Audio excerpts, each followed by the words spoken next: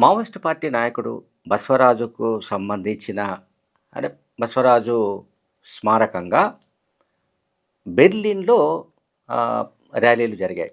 బెర్లిన్‌లో. బెర్లిన్‌లో triple L మార్చ్‌లో లాల్ సలాం అనే నినాదాలు ప్రతిధ్వనించాయి. జనవరి 11న అంటే 2 రోజుల కిందట కమ్యూనిస్ట్ పార్టీ ఆఫ్ జర్మనీ వ్యవస్థాపకుడు రోసా లక్సెంబర్గ్ అండ్ కార్ల్ లీబినెక్ట్ హత్యకు సంబంధించిన ఏడాది గడిచిన సందర్భంగా గొప్ప మాస్టర్ లెనిన్ జ్ఞాపకార్థం బెర్లిన్లో వార్షిక ట్రిపుల్ ఎల్ అంటారు దాన్ని ప్రదర్శన జరిగింది. Turkey partisan and rotor bund అంటే రెడ్ యూనియన్ జర్మనీ అనే పేరిట వాళ్ళు ఆపరేషన్ కగార్కు నో. ఆపరేషన్ కగార్ అనేది భారత్లో జరుగుతోంది. అంటే మధ్య భారతదేశంలో ఛత్తీస్గఢ్, మహారాష్ట్ర, లేకపోతే బీహార్, జార్ఖండ్, వెస్ట్ బెంగాల్ ఈ ప్రాంతాల్లో జరుగుతున్న ఒడిశా ఇటువంటి ప్రాంతాల్లో జరుగుతున్న ఆపరేషన్ కగార్కు వ్యతిరేకంగా ఈ ప్రదర్శన బెర్లిన్లో జరిగింది. భారతదేశంలో ప్రజల యుద్ధం వర్ధిల్లాలంటూ భారతదేశంలో ప్రజాయుద్ధం వర్ధిల్లాలంటూ వాళ్ళు నినాదాలు చేశారు. ఇది ఆ ప్రదర్శనలో పాల్గొన్న వాళ్ళు.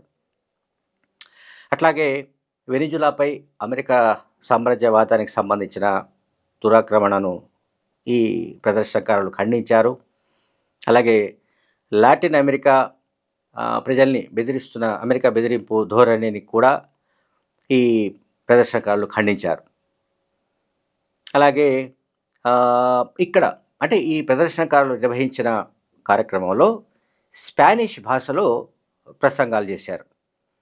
అట్లాగే వివిధ రాజకీయ పార్టీలు అంటే ముఖ్యంగా కమ్యూనిస్ట్ పార్టీలు, ఆ తర్వాత సంస్థల నుంచి వచ్చిన అనేక మంది ఇంటర్నేషనల్ సహచరులతో కలిసి అంటే అంతర్జాతీయ సహచరులతో కలిసి ఈ ప్రదర్శనలో పాల్గొన్నారు.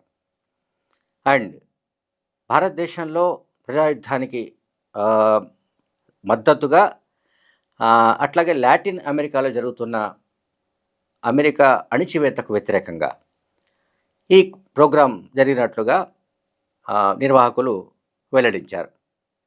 ఈ ప్రసంగాలలో ముఖ్యంగా అంటే అక్కడ మాట్లాడిన వాళ్ళలో సామ్రాజ్యవాద వ్యతిరేక లీగ్ ఏఐఎల్ను బలోపేతం చేయాలని కూడా వాళ్ళు ఈ మార్చిలో పాల్గొన్నారు. అయితే Nambala Keshava Rao alias Basavaraju Maoist party అంటే భారత communist party Maoist party secretary May 21, 2025న నారాయణపూర్ జిల్లా నేషనల్ పార్క్ దగ్గర జరిగిన ఎన్కౌంటర్లో చనిపోయాడు. ఆయనతో పాటు 27 మంది మావోయిస్టులు చనిపోయిన సంగతి మనందరికీ తెలుసు. అదొక పెద్ద ఘటన మొత్తం ఇండియాలో.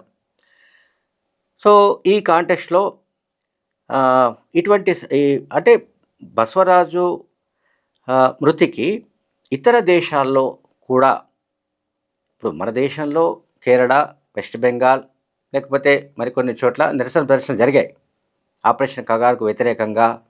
అంటే ఆపరేషన్ కగార్ అంటే భారతదేశంలో మావోయిస్టు పార్టీని నిర్మూలించడానికి కేంద్ర ప్రభుత్వం రూపకల్పన చేసి నిర్వహిస్తున్న ఒక యుద్ధం.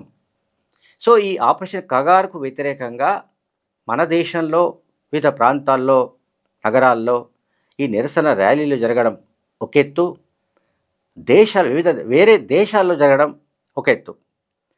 దీనికి సంబంధించి కేంద్ర హోంమంత్రిత్వ శాఖ వర్గాల కథనం ప్రకారం ఏంటంటే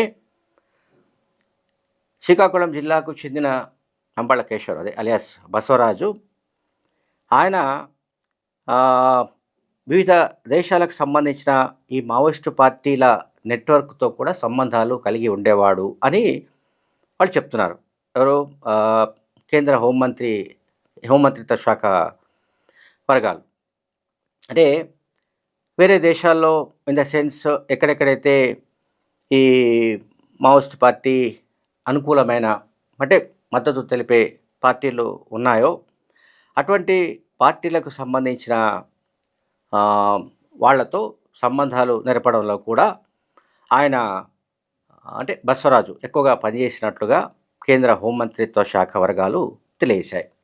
అంటే బసవరాజుకు అంతర్జాతీయంగా కూడా సంబంధాలు ఉన్నాయని కేంద్ర హోంశాఖ ధృవీకరిస్తోంది. అంటే విదేశాల్లో ఉన్న విదేశీ సైనిక సంబంధాలను ఏర్పరచుకోవడానికి కూడా ఆయన ప్రయత్నించాడని, టర్కీ, పెరు, జర్మనీ అంటే బెర్లిన్ సిటీ వంటి దేశాలకు ఆయన వెళ్ళినట్లుగా కూడా నిఘా వర్గాలు చెప్తున్నాయి. అంటే ఆ నిఘా వర్గాలు చెబుతున్నాయి కానీ వాటికి సంబంధించిన ధృవీకరణ లేదు.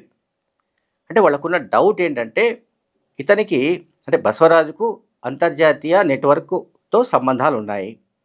రెవల్యూషనరీ ఇంటర్నేషనల్ మూవ్మెంట్ అనేది రిమ్ అని ఒకటి ఉంది, RIM. సో రెవల్యూషనరీ ఇంటర్నేషనల్ మూవ్మెంట్తో ముడిపడి ఉన్న దేశాలతో ఆ దేశాల్లోని మావోయిస్టు భావజాలంతో పనిచేసే మిలిటెంట్ సంస్థలతో బసవరాజుకు సంబంధాలు ఉన్నాయని, అలాగే మావోయిస్టు పార్టీ సెంట్రల్ మిలిటరీ కమిషన్కు కూడా ఆయన సారథ్యం వహించినందున సైనిక సంబంధాల కోసం అంటే సైనికపరమైన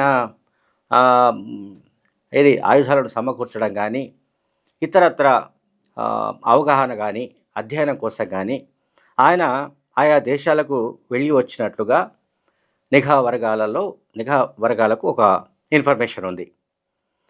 కొన్ని సందర్భాల్లో అంటే ఆయన దాదాపు 40 ఏళ్లకు పైగా మావోయిస్టు పార్టీలో అజ్ఞాతవాసంలో ఉన్న సంగతి మనందరికీ తెలుసు. అయితే ఆయన కొంతకాలం పాటు ఆయన బెర్లిన్లో నివాసం ఉన్నట్లుగా కూడా అప్పట్లో అంటే గతంలో ఒక ప్రచారం జరిగింది. దానికి సంబంధించి కూడా కన్ఫర్మేషన్ లేదు. తర్వాత అంటే అక్కడి నుంచే బెర్లిన్ నుంచే బసవరాజు కార్యకలాపాలు సాగించేవాడన్న ఒక ఇన్ఫర్మేషన్ కూడా ఉంది. సో బెర్లిన్తో సంబంధాలకు సంబంధించి నేను చెప్పినట్టుగా అంటే not only Berlin, Turkey, Peru లేకుంటే ఇతర కమ్యూనిస్టు పార్టీలు బలంగా ఉన్న చోట, లేకుంటే మావోయిస్టు భావజాలంతో పనిచేసే మిలిటెంట్ సంస్థలు బలంగా ఉన్న చోట ఆయా సంస్థలతో సంబంధాలు పెట్టుకోవడం కానీ ఆ నెట్వర్క్తో రెగ్యులర్గా ఇంటాక్ట్లో ఉండడం కానీ ఆయన చేస్తుండేవాడని కూడా నిఘా వర్గాలు తెలియజేస్తున్నాయి. అలాగే ఈ మధ్య లొంగిపోయిన కొంతమంది మావోయిస్టు పార్టీ నాయకులు చెప్పిన కథనం ప్రకారం కూడా బసవరాజు అత్యాధునికమైన టెక్నాలజీ వాడేవాడని, అంటే ల్యాప్టాప్స్ కాకుండా ట్యాబ్స్ కాకుండా ఇంకా కొన్ని ఆధునికమైన టెక్నాలజీ పరమైన డివైజెస్ కూడా ఆయన దగ్గర ఉండేవని, వాటితోనే ఆయన మాట్లాడుతుండేవాడని, అంటే వేరే దేశాలతో కానీ వేరే రాష్ట్రాల్లో ఉన్న నాయకులతో కానీ మాట్లాడడం జరుగుతుండేదని కూడా ఒక ఇన్ఫర్మేషన్ పోలీసుల దగ్గర ఉంది.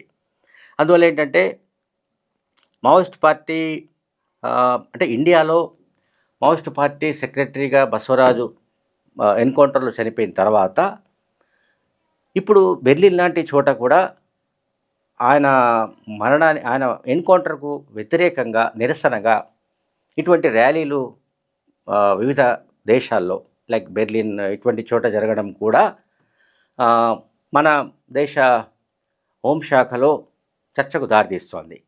దీన్ని బట్టి ఈయనకున్న సంబంధాలు ఏంటి అనే దానిపైన కూడా రకరకాల చర్చలు జరుగుతుండడాన్ని మనం గమనించాలి. Thank you very much.